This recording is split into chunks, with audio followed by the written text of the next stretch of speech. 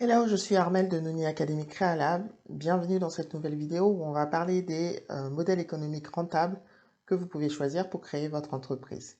Je vous préviens tout de suite, cette vidéo sera probablement un petit peu longue, mais vous allez voir, ça vaut le coup. Les timings de chaque partie sont en barre de description. Allez, c'est parti, juste après l'intro.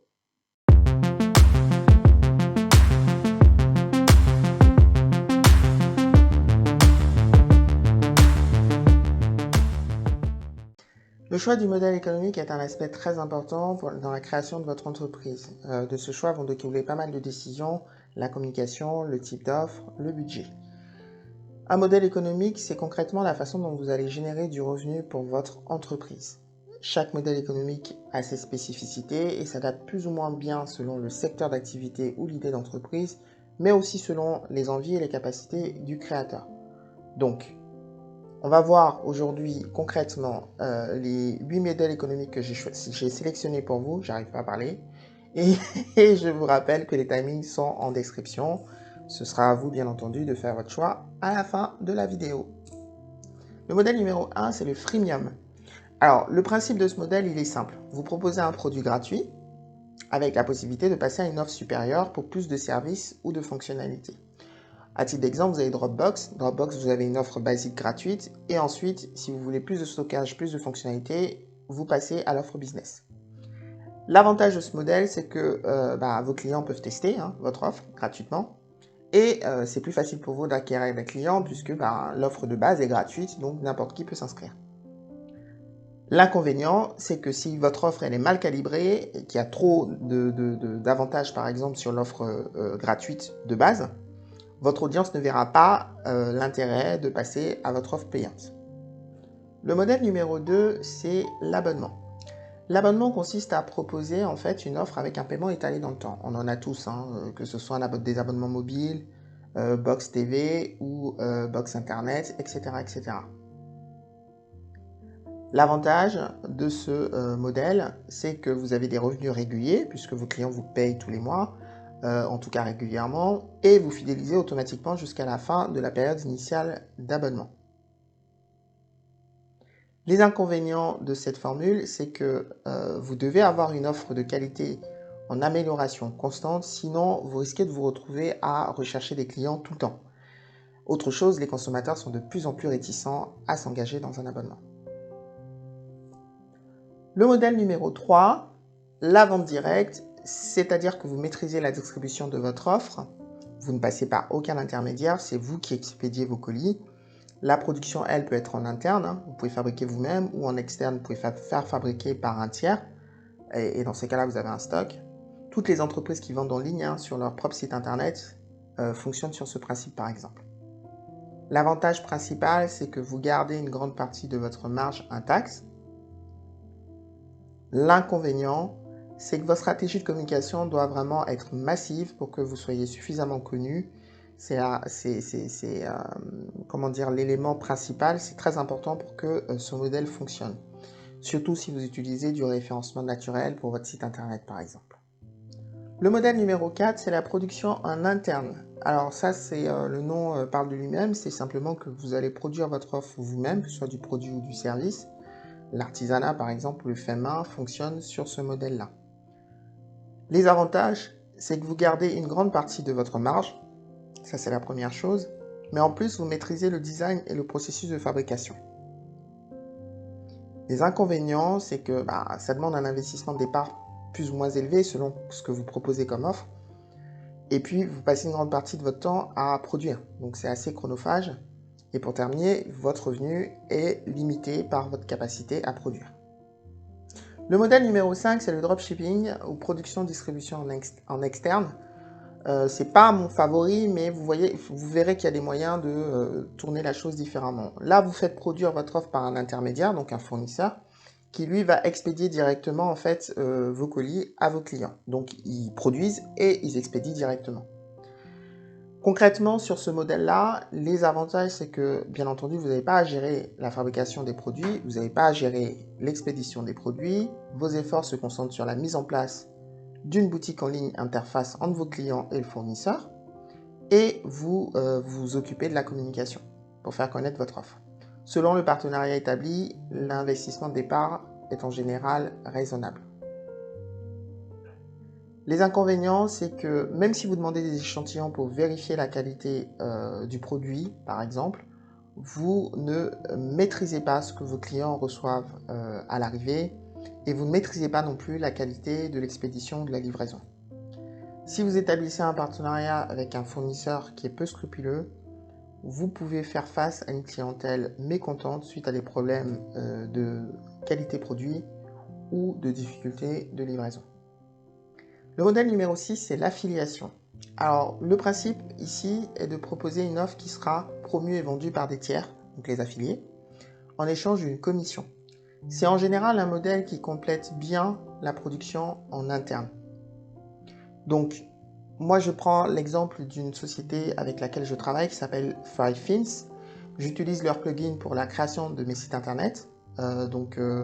Et je vais d'ailleurs parler de leur plugin dans une prochaine vidéo parce que franchement, à part faire le café, ils permettent de créer un site internet complet, même si vous ne savez pas coder, et même un espace formation pour ceux qui veulent faire de la formation en ligne. Les plugins 5Fins permettent de vraiment tout faire de façon complète en fait sans avoir besoin d'outils externes. Donc je vais en parler dans une autre vidéo. L'avantage principal de l'affiliation, c'est que vous disposez d'ambassadeurs qui font de la promotion et de la vente pour vous. Vos efforts dans ces domaines deviennent minimes puisque vous avez quasiment une force de vente à votre disposition qui sont vos affiliés. L'inconvénient, c'est que du fait du système de commission, puisque les affiliés touchent des commissions, votre marge elle est réduite. Ça veut dire quoi? Ça veut dire qu'il va falloir bien faire attention à bien calibrer votre offre d'affiliation afin que cela reste intéressant pour vous et également pour vos affiliés.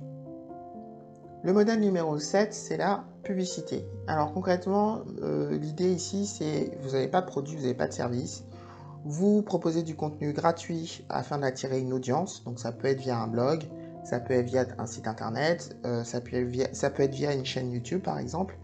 Et ensuite, quand cette audience sera suffisamment large, vous allez pouvoir la monétiser en vendant des espaces publicitaires à des annonceurs, donc à des entreprises. L'avantage principal de ce modèle, c'est que vous avez un budget au démarrage qui est très faible, parce que vous n'avez pas de produit physique, vous n'avez rien à vendre en fait concrètement, vous n'avez rien à fabriquer non plus. L'inconvénient, c'est que c'est difficile de se faire sa place parce que votre contenu doit être suffisamment qualitatif pour attirer une audience suffisamment massive qui va pouvoir intéresser des annonceurs. Donc une entreprise va venir sur votre site internet pour communiquer auprès de 10 personnes par exemple, 10 visiteurs sur votre site. Il faut vraiment que ça soit massif. Le modèle numéro 8, c'est celui qu'on appelle rasoir et lame. Alors, on l'appelle aussi modèle de l'appât et de l'hameçon, mais franchement, moi, ça fait trop requin pour moi, donc je préfère le terme rasoir et lame. Le principe est de proposer un produit à un prix attractif qui est associé ensuite à des accessoires à renouveler régulièrement, d'où le nom. Donc, les marques de rasoir, c'est le bon exemple. Vous achetez le rasoir et ensuite les lames à chaque fois qu'elles sont usées. L'avantage, c'est que vous allez fidéliser à travers les achats d'accessoires et le renouvellement du produit initial. Vous générez donc des revenus réguliers. Les inconvénients, c'est que l'offre doit être bien calibrée, notamment au niveau du prix des accessoires, pour permettre en fait un revenu intéressant. Vous avez aussi une autre tendance, la tendance anti-gaspillage, donc le no waste, qui est un peu en opposition avec ce modèle maintenant. Alors, quelques précisions vraiment très importantes dans cette vidéo. J'ai évoqué le dropshipping, le dropshipping, mais franchement, c'est pas mon modèle favori. Pourquoi? Parce que celui réalisé avec les fournisseurs AliExpress, par exemple, me semble pas très qualitatif. C'est un modèle qui peut fonctionner, entendons-nous bien, seulement si vous arrivez à trouver un fournisseur qui est sérieux, qui assure une qualité irréprochable de produit et une livraison impeccable. En général, c'est assez compliqué, surtout avec la distance. Si vous êtes vraiment intéressé par ce modèle, je vous conseille d'essayer de travailler avec des fournisseurs locaux qui sont proches de chez vous. Ce ne sera pas le même prix que sur AliExpress, bien entendu, mais il faut faire un choix à un moment donné. Autre chose, le Made in China, c'est en général la norme dans le dropshipping. ça passe de moins en moins avec les consommateurs. Et donc à ce propos, je précise quand même, parce que je veux pas qu'on me fasse dire ce que j'ai pas dit, Made in China, c'est pas égal automatiquement à mauvaise qualité, c'est pas ça que je dis. Il y a de nombreuses entreprises chinoises qui proposent des produits de très très bonne qualité. Vous avez tous les fabricants chinois de téléphones comme Xiaomi par exemple. C'est juste que dans leur façon de faire, beaucoup d'entreprises chinoises choisissent de prioriser la quantité par rapport à la qualité. Alors ça pose problème quand vous vous adressez à une clientèle qui est habituée à des produits, services de qualité, comme c'est le cas de la clientèle française par exemple. Donc, pour finir, gardez aussi à l'esprit qu'il n'est pas interdit de cumuler deux modèles économiques entre eux. Ça, il n'y a pas de souci là-dessus. Je vous conseille seulement de vous limiter à 2 modèles parce qu'au-delà, vous risquez de finir avec une usine à gaz. Et voilà, c'est la fin de cette vidéo. J'espère qu'elle vous a plu. Si c'est le cas, merci de liker, partager et de vous abonner pour être informé des prochaines. N'hésitez pas à revenir les lundis et vendredis pour découvrir mes nouvelles vidéos puisque je poste ces jours-là. Cliquez bien sur la cloche pour que YouTube vous prévienne dès que je publie. La question d'aujourd'hui, c'est quel est votre modèle économique favori pour la création d'entreprise, donc de votre entreprise, les modèles que j'ai évoqués aujourd'hui. Donc je réponds à tout le monde et puis j'ai hâte de vous lire tous. Et puis maintenant, on va se quitter comme d'habitude dans mes vidéos. J'adore la musique, c'est pour ça que je fais ça. Avec le son du jour. Belle journée à tous.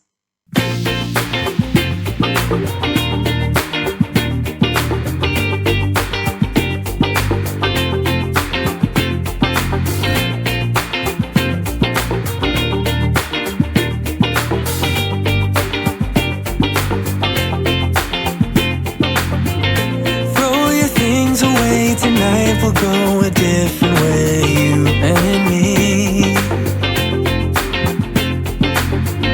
Tell your friends that this might take some time and you'll be back another day.